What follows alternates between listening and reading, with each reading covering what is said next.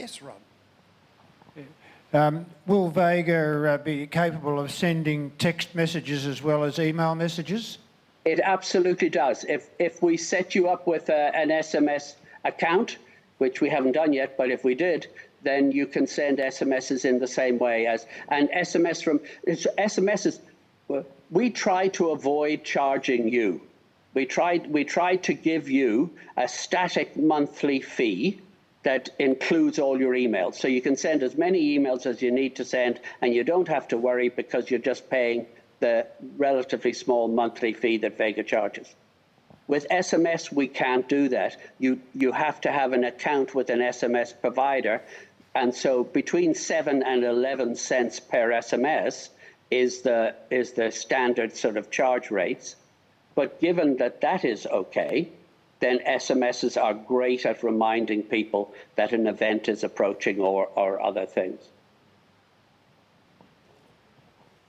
When you showed us one of those reports before that you could print out, you went in and we saw a whole list of different programs that were happening, and you said we could drill down into it to see the participants.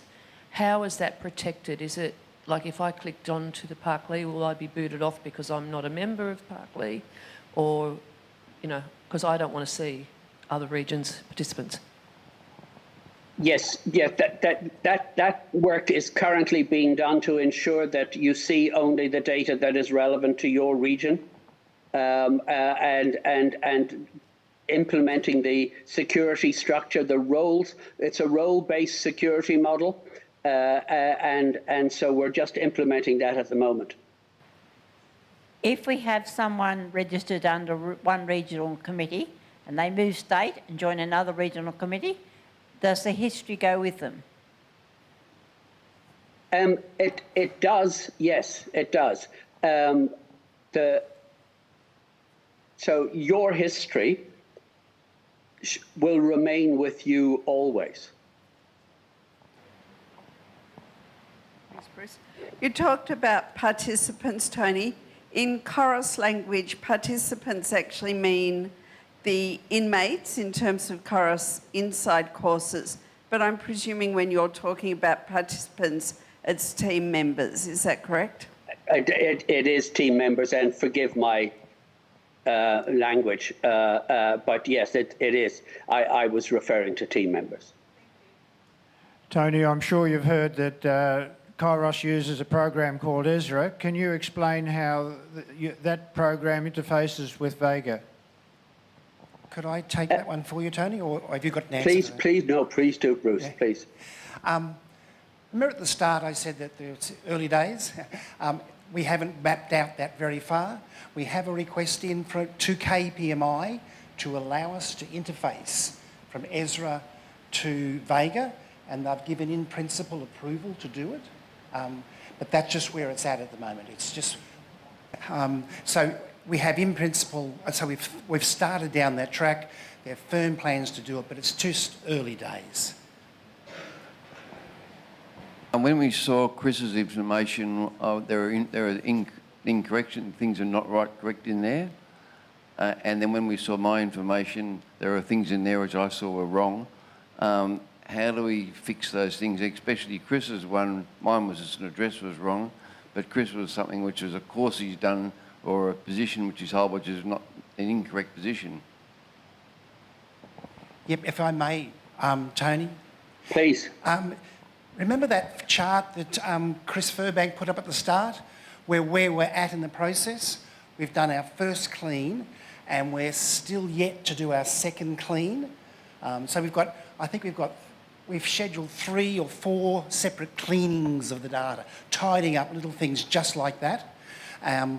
And one of the later cleans is where we ask you to look at your personal data and as the final source of authority and the final check. But that's part of the scheduled process we're working through. Thanks, Rob. That's a great question. The bottom one for me, Mobilong, is just a configuration issue, so that will come out when we get the configuration right.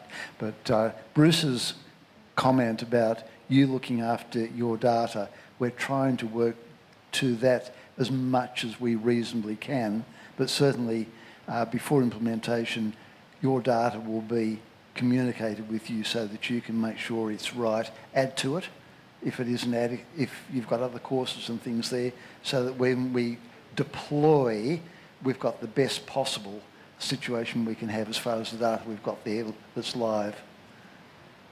One of the reasons why we have put no time limits on this project is because we know it is so important to get data right, and we are being painstaking and forensic in doing that step by step. But also, as I said yesterday, getting the grain of the data, getting the level of the information that we store so that you can count and reflect back and engage with people and so on.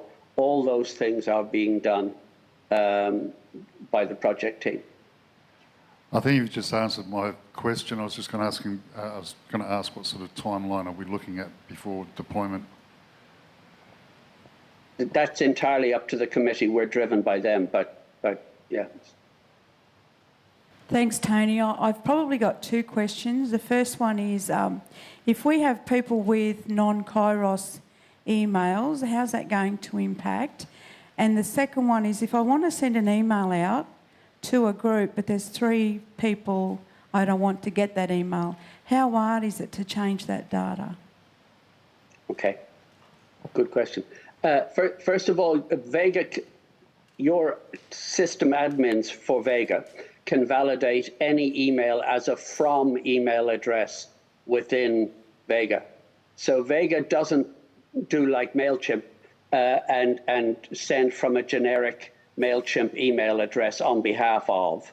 Vega actually validates your service emails and installs them into Vega. And then you can use them to send emails to your community. And that, again, has a significant impact on open rates. If people recognize your email and know who the email is from, they're more likely to open. So that's why we do that. But it is very easy to, in a number of ways, to say, I'm sending to this group, but I want to exclude these people. It's very common to have a small exclusion list that I then, when I'm sending an email to a group, I say, please exclude these 3 people.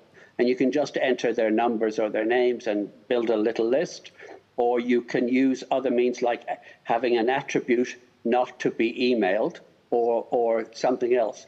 But there's a number of different ways to make it easy for you to exclude and only email to the people that you want to email. Thank you, Tony. There you go, John. Thank you, Bruce. We're looking at developing a wonderful database for our volunteers, and I can see how wonderful that's going to be. Are we going to develop a database of the prison facilities that we are working with or are not working with in all of Australia, as well as the potential contacts that we have within those facilities? Yes. Yes, we are. It's just a little. It's one of the. It's on the to-do lists, and it was identified as an important thing to make sure was part of our planning. We haven't got there yet, but yes. Both the prisons, identifying all the chaplains in your area, all the churches in your area. There's a whole list of things that we're we're looking at doing. Vern's postcode talk just touched on some of that. There you go, Joan. Okay, this question's for you. I didn't like to ask it while the man was there because it is for you. We've given you a list of where we were when we gave you the list, but what happens to the people we're adding now to our Excel spreadsheets and whatever? Should we be keeping those updates separately? Yes, please, Joan. Yes. So I've been round through all the regions, said, please give me historic data, and almost all regions have flooded me with lots of valuable information, historic information. But since then, and until we go live, there'll be a gap, and I'll have another task just before we go live saying, hi, everything that's happened since then and I'll just repeat that whole process. So yes, please. And we may have something to make that a bit easier. Oh, yes, we're developing a standardised spreadsheet, or Sarah is actually, so that it's just easy for you just to record stuff. So it's all in the same way, and then it's much easier to load it into the database as well. And just a quick one, that can be part of the final validation that we would ask you to do before we go live, that you look through your people and make sure everybody's there and do a quality assurance on it for us. There'll be a lot to be done. Just a quick one, Bruce. For people who are deceased since these were added to the thing, and for those odd occasions, we have one example where someone was banned almost from the community because of his activity. So can we update the thing from periodically? So, 2 questions. People who have deceased, I'm continually getting information about that. People who have deceased since I got your information, originally your region's information, I'm updating in my temporary databases so that it can be transferred. So that's 1. 2, when we go through our final cleansing processes, we'll be going back to the regions and saying, we think we've got everything you've sent. Can you verify, please? And so you asked about deceased, and yes, we have special categories in the database for people who do not contact but do not allow to be a volunteer again. And that'll be for your region to supply that information. But we do have that as a special flag, and it won't be made available to the persons. How often, once you established, how often you will be refreshing, and would somebody will be requesting regional managers to refreshing those data? Otherwise, it will be staying stagnant. It will not be accurate. I think there's two parts to that question that are important. One is that the data that we've got there is as much KPMA's as it's yours.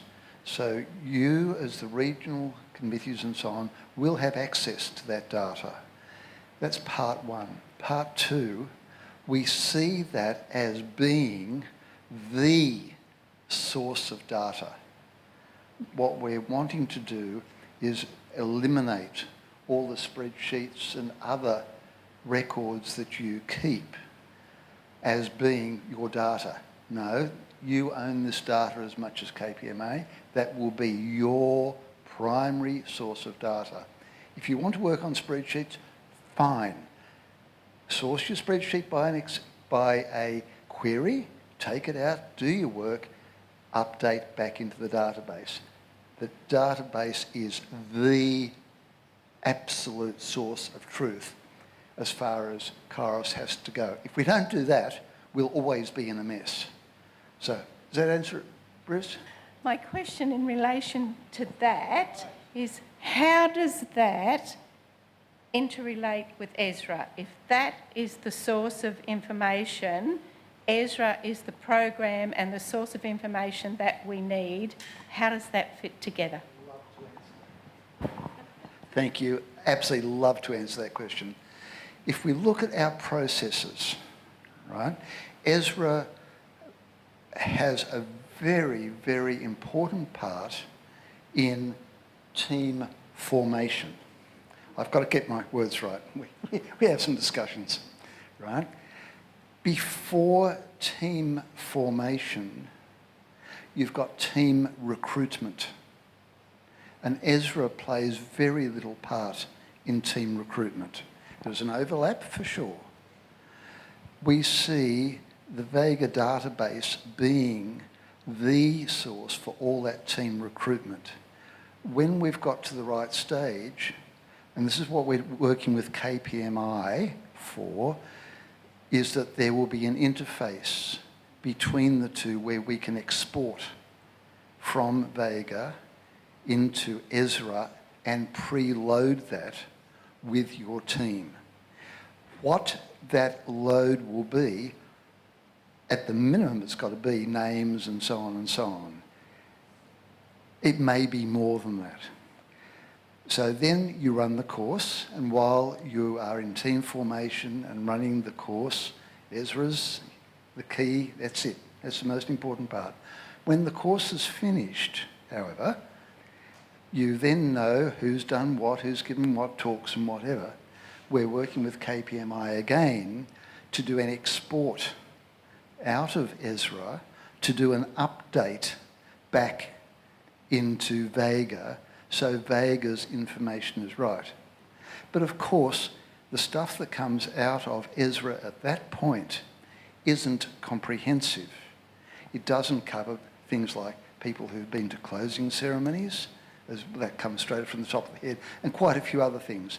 So there will be other updates that we'll be asking for at the end of a course. And as, people to closings would be one, the number of participants that have come through and effectively graduated at the end, those sorts of things would be additional ones that we then want to get into Vega, sometimes as statistics, sometimes as names and details. And it will vary between KO and KI, etc. This is our current thinking, and we made a decision fairly early in the thing that this was not an immediate issue that we had to resolve. Of all the things, when we made a list as within the projects, we said, no, this is one that can be put off for a while, because we weren't running programs when all of this was going on. And we looked at all of the things we needed to do, and we said, well, why are we focusing on Ezra? We're not running any programs.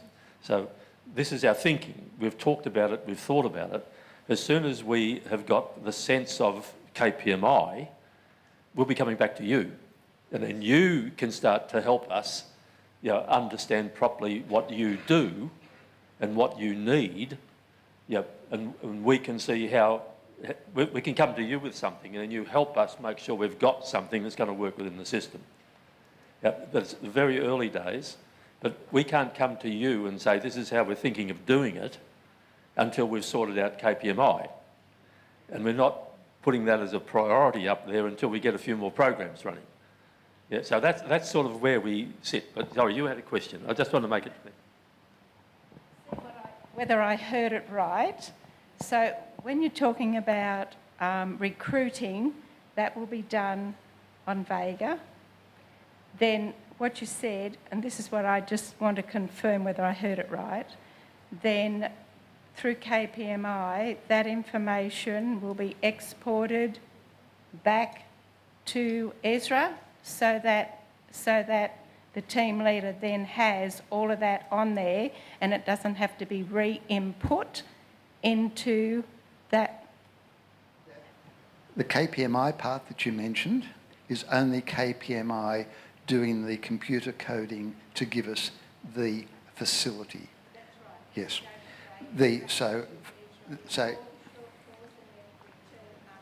So in the most basic form, and it could be much more sophisticated than this, but in the most basic form, it'll probably be a standardised query that you run that will produce. You'll say go to Excel. We might have to manipulate that file. They might be able to accept that file. That file will go into Ezra, and that would be your load of your people details for the course, and that's the concept. KPMI will be doing the carding, then the info won't be going to KPMI. Yeah, it's fine. Yeah. But when we talk about we're making a clear distinction between recruitment and team formation. Team formation is definitely in Ezra, but all of that information that so-and-so received a phone call, and they said, not ready now, but call me next year or call me in 6 months' time. None of that is Ezra sort of stuff. All of that record that you go through when you're recruiting. No, but we want it in our database. We can keep it, but there's all sorts of other stuff, that arises in the process of doing that. Like if we recorded everything, we've been through recruitment, and all that information you get when you're talking to someone, about it, we don't need to recording all of that in Ezra now. We can record that in our database. So that's the line. Now, if it's wrong, when we've worked out how we think we ought to do it, we'll come back. We're not locked in on any of this, but we're working on that basis at this point. Sorry, there's someone up. Yeah. I'd agree with Pauline that not now or yes, I want to be on team, that recruitment is definitely part of Ezra. But the question I wanted to ask was, if I, as a leader, am using Ezra and I, ring Jan Corbett-Jones and say, hey, Jan, do you want to be on my team? And Jan is not already in the database, do I need to put it on only Ezra, or do I need to put it on both Vega and Ezra, or how does that work? Yeah, Vern was just saying nothing we say at the moment is definitive, just for the mic. And that's all I was really going to say, Jan. We're going to get an initial plan for you, so you're not asking you to work from scratch.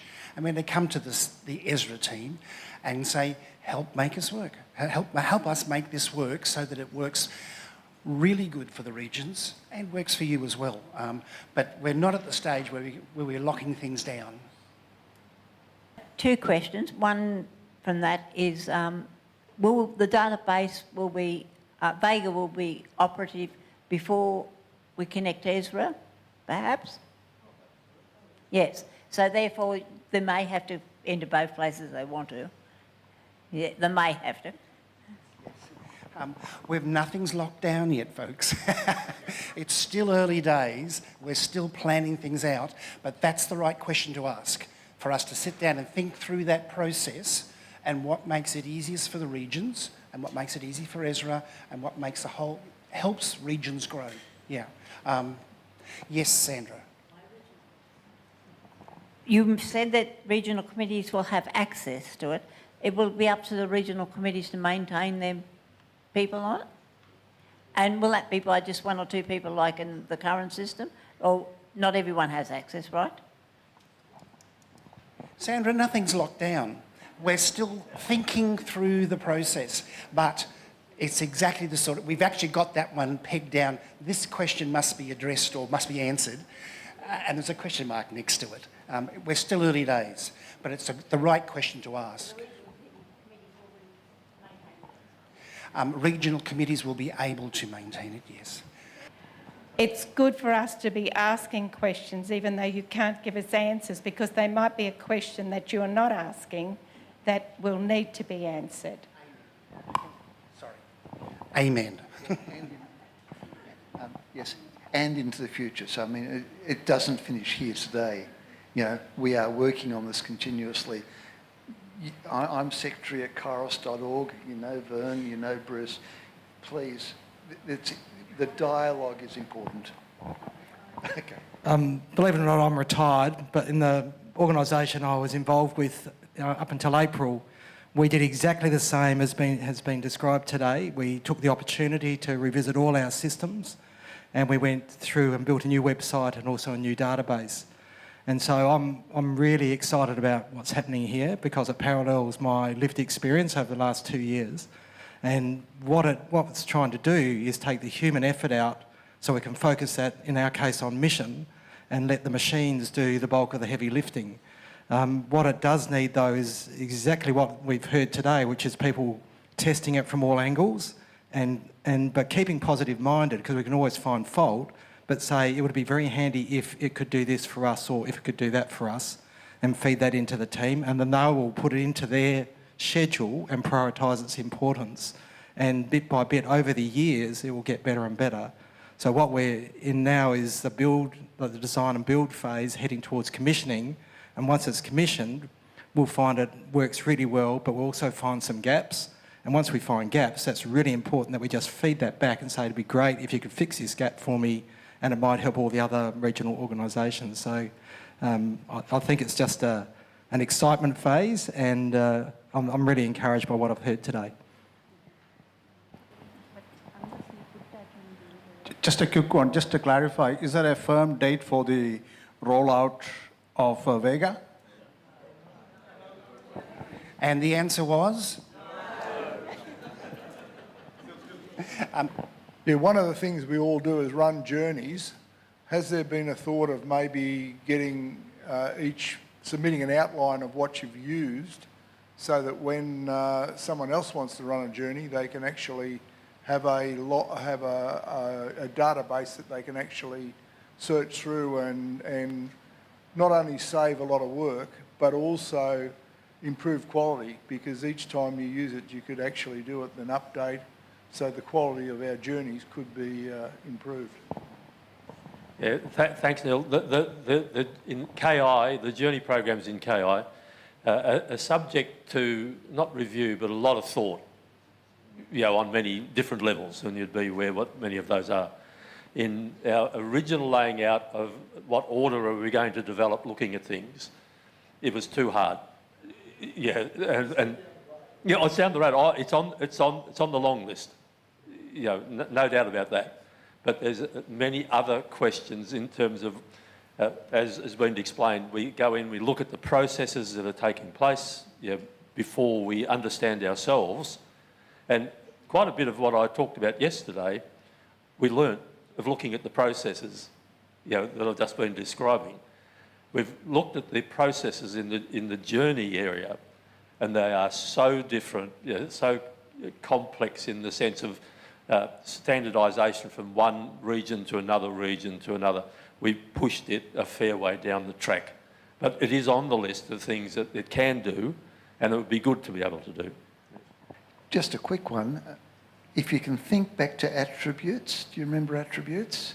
Do you remember we had KI course?